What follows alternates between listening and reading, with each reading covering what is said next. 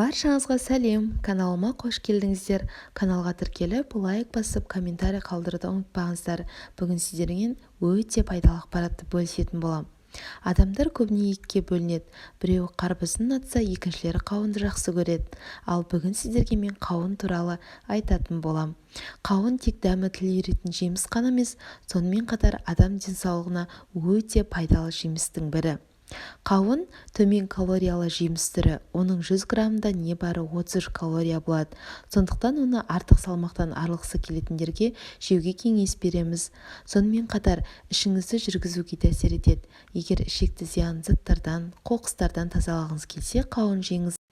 Сонымен қатар, кімнің бауыры және қуығы ауырса, сол адамдарға қауын өте пайдалы.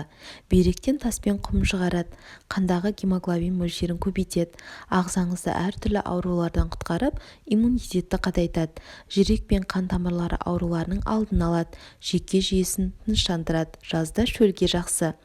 Қауын халық медицинасында белгілі бір мағынаға ие. Қауын құрамында қанттың мөлшері көп. Ол жаздың аптап ыстық күндері шөлді жақсы басады. Сонымен қатар оны үздіксіз пайдалансаңыз, асқазанға да пайдалы. Беттегі безеуді, сепкілдерді кетіруге көмектеседі. Оның құрамында фолий қышқылы болғандықтан қаназық ауруларына кеңінен қолданады.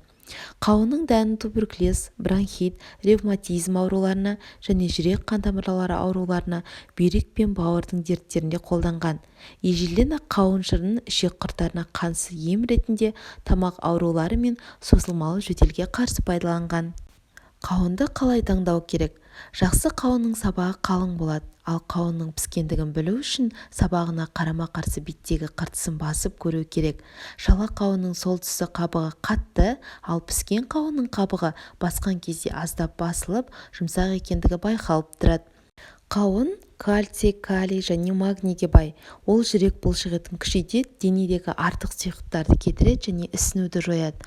Сонымен қатар ол сүйектерге, тіске, шаш пен тырнаққа жақсы әсер етеді. Оған қоса жүйке жүйесі мен созылған тамырларды тыныштандырады. Көкөніс құрамындағы С дәрумені суық тиюдің алдын алуға көмектеседі.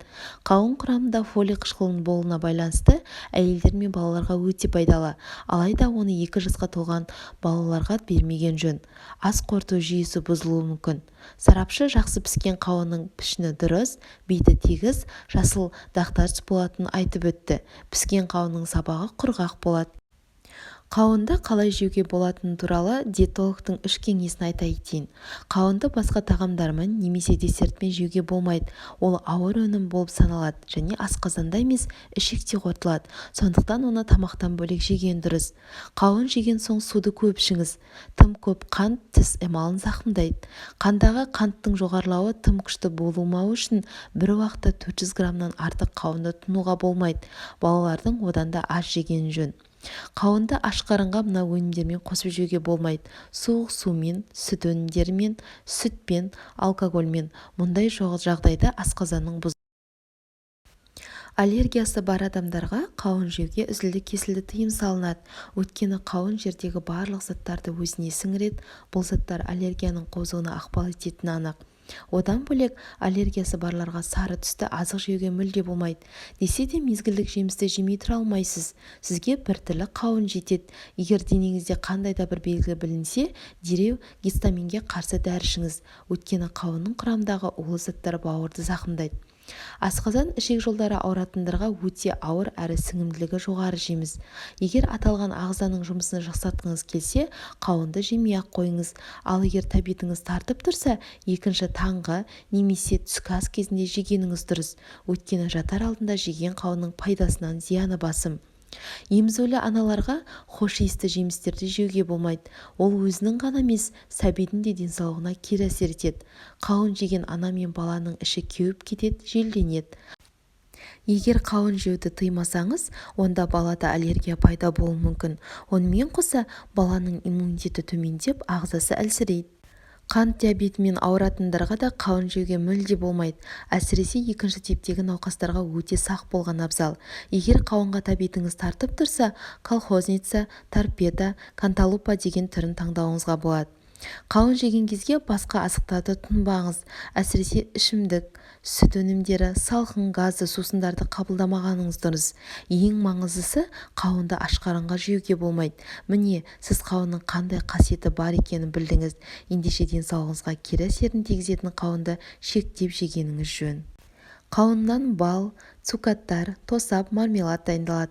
Оларды кептіреді және қақтайды. Қақталған қауындарды қауынқақ деп атайды. Олар ұзақ уақыт бойы сақталады. Дәндерінен жоғары сапалы тағамдық май өндіреді. Қауын халық медицинасында белгілі бір мағынаға ие. Ет қайнатып жатқанда қауынның қабығын салса жұмсақ болады. Оның құрамында фолий қышқылы болғандықтан қаназдық ауруларында кеңінен қолданады. Жемістерін туберкулез, бронхит, ревматизм ауруларында қолданады. Ежелден-ақ қауын шырынын ішек құрттарына қарсы ем ретінде тамақ аурулары мен жөтелге өте тиімді пайдаланған. Бүгінге қауын туралы ақпаратым тамам. Сіздерге пайдалы болатынына сенімдімін. Бізде уже мезгілі келе жатыр. Қауынның, қарбыздың пісетін уақыты. Сондықтан керектеріңізге пайдалы, зиянды жақтарын түртіп алып, қателеріңізге жаратыңыздар. Келесі кездескенше сау болыңыздар. Каналға тіркеліп, комментарий қалдыруды, лайк басуды ұмытпаңыздар.